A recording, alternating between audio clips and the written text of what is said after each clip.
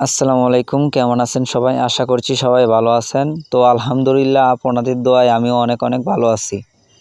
তো আজকে সকালবেলা ঘুম থেকে ওঠার পর আব্বু বলতেছে নিজের ক্ষেতের ধান পেকে গেছে, ধান কাটতে যেতে হবে।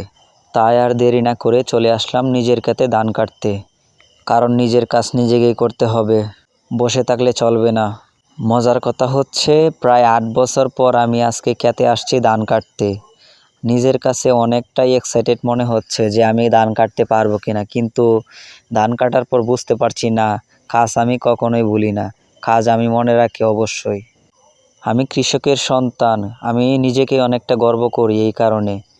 কিন্তু খুশির কথা হচ্ছে কি, নিজেকে অনেক আরও বেশি ভালো লাগছে, কারণ অনেক দিন পর আবার ধান কাটলাম।